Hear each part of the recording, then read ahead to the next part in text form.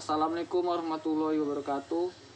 Saya Riki Asmi Pratama dari kelas 12 IPA 2 akan menjelaskan tentang konsep foton. Yang pertama, konsep foton. Foton disebut juga sebagai kuantum cahaya, merupakan paket energi radiasi elektromagnetik. Konsep ini berasal dari penjelasan Albert Einstein mengenai fotolistrik, di mana ia mengusulkan keberadaan paket energi diskrit dalam transmisi cahaya. Foton dianggap sebagai partikel medan pembawa medan elektromagnetik. Rumus foton yaitu E sama dengan Hf, E yang diartikan sebagai energi foton, H yang diartikan sebagai konstanta Planck, dan F yang diartikan sebagai frekuensi gelombang.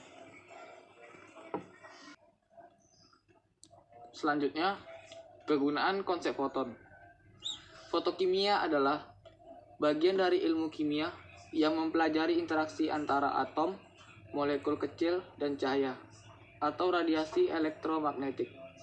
Sebagaimana disiplin ilmu lainnya, fotokimia menggunakan sistem satuan SI atau metrik. Unit dan konstanta yang sering dipergunakan antara lain adalah meter, detik, hertz, joule, mol, konstanta gas R, konstanta gas S, serta konstanta Boltzmann. Konsep foton telah membawa kemajuan berarti dalam fisika, teoritis dan eksperimental, seperti laser kondensasi Bose-Einstein, teori medan kuantum dan interpretasi probabilistik dari mekanika kuantum. Menurut model standar fisika, partikel foton bertanggung jawab dalam memproduksi semua medan listrik dan medan magnet, dan foton sendiri merupakan hasil dari persyaratan bahwa hukum-hukum fisika memiliki kesetangkupan pada tiap titik pada ruang dan waktu.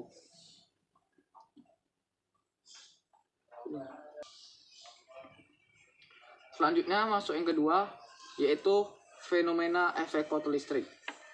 Efek fotolistrik adalah fenomena yang terjadi ketika cahaya menyinari ke permukaan logam yang menyebabkan keluarnya elektron dari logam tersebut dan akan menghasilkan arus listrik jika disambung ke rangkaian tertutup. Ini merupakan suatu temuan di mana pada masa itu Heinrich Rudolf Hertz menemukan fenomena efek fotolistrik yang membingungkan para fisikawan waktu itu. Namun seiringnya waktu, fenomena itu dapat dijawab oleh seorang fisikawan, Einstein. Berikut ini ada beberapa hukum dari emisi fotolistrik. Yang pertama, buat logam dan radiasi tertentu, jumlah fotoelektron yang dikeluarkan berbanding lurus dengan intensitas cahaya yang dipakai. Yang kedua, buat logam tertentu, ada frekuensi minimum radiasi di bawah frekuensi. Ini fotoelektronik nggak bisa dipancarkan. Yang ketiga, perbedaan waktu dan radiasi. Dan pemaparan fotoelektron sangat kecil, kurang lebih dari 10 pangkat min 9 per detik. Rumus efek fotolistrik yaitu EK sama dengan EV per 0. Itu menunjukkan arti muatan elektron yang disimbolkan sebagai C. VO itu V0 itu disimbolkan sebagai potensial Hz atau disebut juga dalam satuannya volt. Selanjutnya, kegunaan efek fotolistrik, yaitu dasar dari produksi energi listrik oleh radiasi matahari dan penggunaan energi matahari. Efek fotolistrik juga dipakai untuk pembuatan sel yang dipakai dalam pendeteksi nyala boiler dari pabrik termolistrik yang sangat besar. Efek tersebut juga merupakan prinsip pengoperasian sensor yang dipakai dalam kamera digital dan dipakai dalam dioda fotosintesis seperti yang dipakai dalam sel fotovoltaik dan dalam elektroskop atau elektrometer. Sekarang, bahan fotosensitif yang umum dipakai yaitu selain berasal dari tembaga, sekarang dipakai lebih sedikit, atau silikonnya yang menghasilkan arus listrik yang sangat jauh lebih besar. Selanjutnya yang ketiga yaitu efek Compton. Compton merupakan peristiwa terhamburnya sinar X atau foton saat menumbuh elektron, dia menjadi foton terhambur dan elektron. Rumus efek Compton yaitu E sama dengan mc kuadrat. E sama dengan mc kuadrat, C sama dengan Vc, di mana E sama dengan disimbolkan sebagai energi atau satuannya joule, M itu sama dengan massa atau satuannya kilogram, C sama dengan kecepatan cahaya atau kecepatan intensitas cahaya. Efek Compton diungkapkan ilmuwan yang bernama Compton pada tahun 1923 di Amerika Serikat dengan eksperimennya, yang mana efek Compton ini bisa mengubah segala cahaya menjadi satu dan tidak dapat dipisahkan. Selanjutnya, kegunaan efek Compton. Kegunaan efek Compton dalam kehidupan sehari-hari adalah agar kita dapat mengetahui jalan yang mau kita tuju. Itu arahnya ke timur atau ke barat. Biasanya kegunaan efek Compton ini lebih sering didominan oleh anak pramuka saat melakukan penjelajahan di hutan atau di tempat yang sangat kurang dengan intensitas cahaya. Selanjutnya, hamburan efek Compton.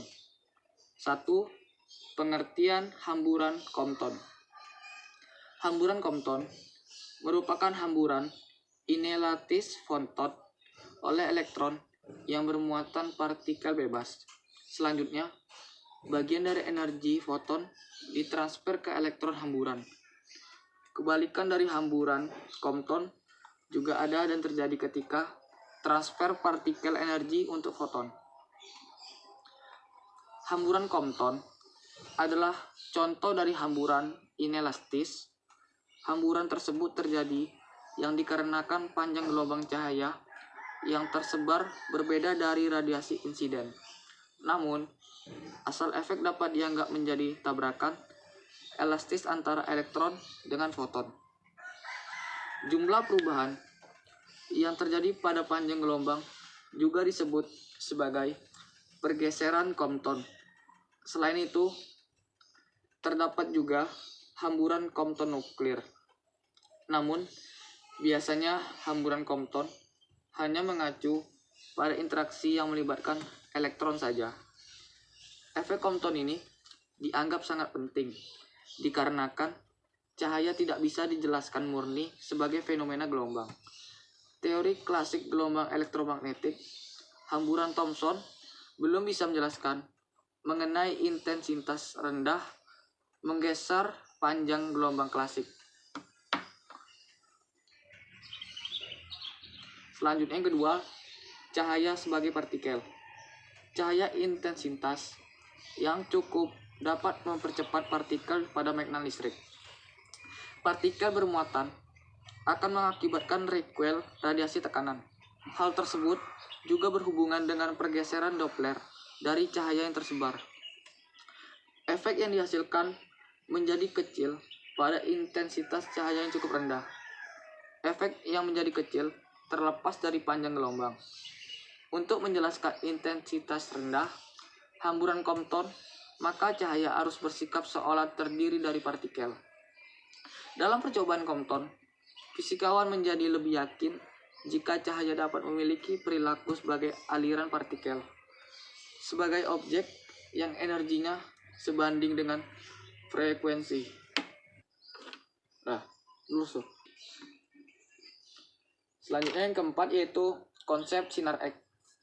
Sinar X merupakan suatu bentuk radiasi elektromagnetik yang memiliki panjang gelombang sangat pendek, yaitu berkisar antara 0,01 hingga 10 nanometer. Rumus sinar X yaitu E sama dengan M kuadrat, E sama dengan mcc per Vc. Keterangannya E sama dengan energi atau satunya joule M sama dengan massa atau satunya kilogram. C sama dengan kecepatan cahaya atau satunya M per S atau disebut juga sebagai meter per sekon. Kegunaan sinar X digunakan sebagai alat untuk menyelidiki penyebab dan gejala pada pasien atau yang mendiagnosa suatu penyakit, dapat membantu mengkonfirmasi ada atau tidaknya suatu penyakit atau cedera terhadap seorang pasien. Selanjutnya yaitu bahaya pemanfaatan sinar X. Yang pertama yaitu paparan radiasi dosis tinggi selama jangka waktu tertentu dapat menyebabkan penyakit radiasi atau sindrom radiasi akut atau pingsan, kebingungan, mual, muntah, diare, kerontongan pada rambut, luka pada kulit dan mulut. Yang kedua, efek jangka pendek yaitu perubahan warna, kulit, mual, muntah, diare, dan jumlah sel darah rendah. Yang ketiga, efek jangka panjang yaitu mulut kering, kesulitan menelan, katarak, serta kerusakan pada kulit. Sekianlah konsep yang dapat saya sampaikan. Apabila ada kekurangan saya mohon maaf. Dan saya akhiri dengan wabillahi taufik walhidayah. Wassalamualaikum warahmatullahi wabarakatuh.